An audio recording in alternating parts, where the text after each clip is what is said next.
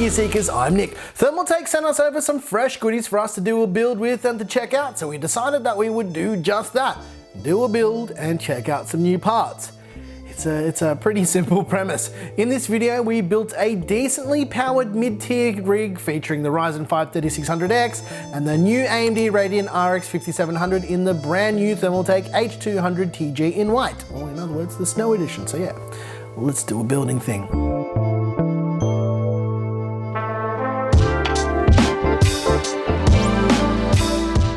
Like usual, this is not a permanent system, and there also will be a teardown coming for this later, but yeah, I don't know when that's gonna come. Also, make sure you watch to the end because we get a lot of comments about things that we talk about in our builds and things that we do, and we almost always answer them, so yeah, make sure you watch the whole video. Just watch it all the way to the end. That's kind of the point of the video. There's also a PC part picker list in the description as well for all those who are keen to know what all the parts are and how much everything costs. With all that said, yeah, let's do a build.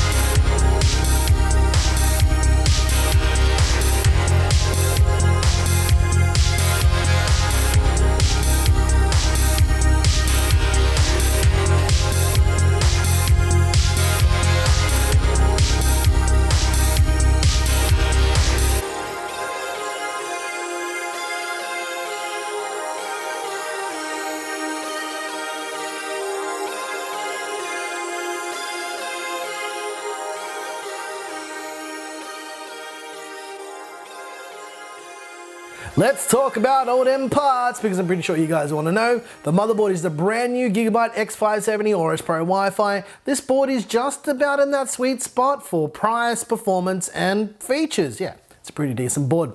The CPU is the AMD Ryzen 5 3600X. The 3600X is a 6-core 12-threaded gaming champion. We did a full review of the 3600X as well as the 3600, and there is a link in the top right-hand corner right now if you want to check that out. To cool the 3600X, we use the brand new Thermaltake Flow DX360. This cooler cools your CPU pretty well, and yeah, we're going to be doing full installation guides for this for Intel and AMD systems very, very soon, so stay tuned.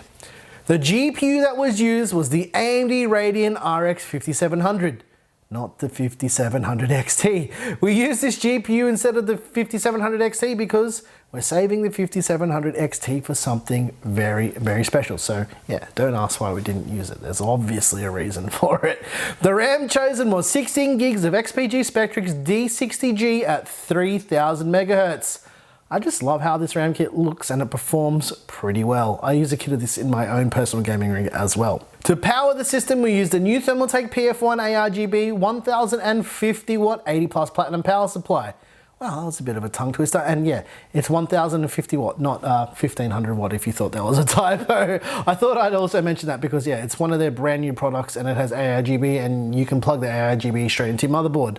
Thermaltake, please do more of this, please. Please, less controllers the better. Yeah. Lastly, the case is the brand new Thermaltake H200 TG. We did not do a full review of this case because we had a few hardware issues with it, and we're going to cover what those issues were in another in-depth video for another time. It's coming very, very soon.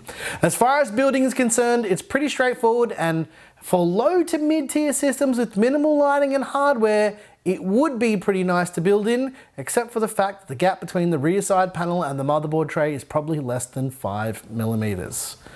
Yeah.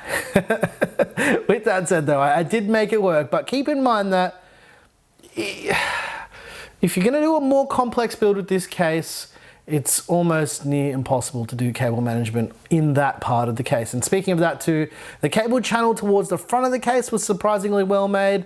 There was lots of room to run all the cables up and down that channel.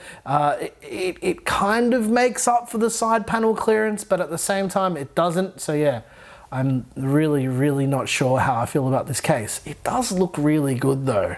Honestly, it does look really nice, but yeah, cable management could have been a lot better. The airflow is also a pretty funny one. It has vents on the side and the front for intake, like on the front panel. And when you run your hand along it, you can feel the air being pulled in with quite a bit of pressure. The idle temps with the CPU are around 32 to 37 C when I checked, and that's pretty acceptable for the 3600X, but like I mentioned, this isn't a full review because yeah, we basically didn't get time to do all the torture testing and stuff that we would do in case reviews. Overall, the case is decent enough.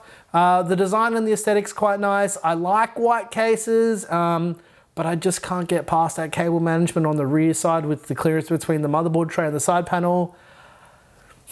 I don't know why they did this. It's 2019. If it was 2004, maybe it'd be more acceptable. But yeah, I'm just nitpicking because, you know, that's what I do sometimes. All right, let's talk fans, lighting, and aesthetics because you guys love all of that stuff.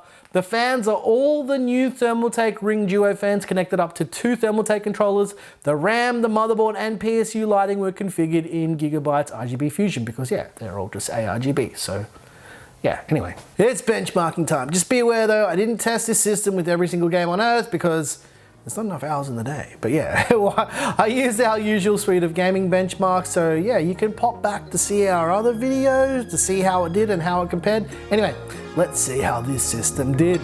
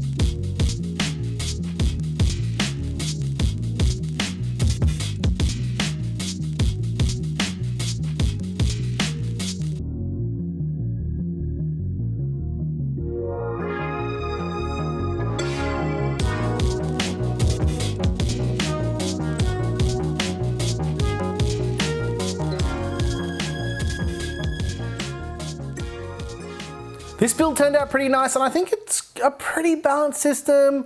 I will talk about the hardware issues we encountered in another video.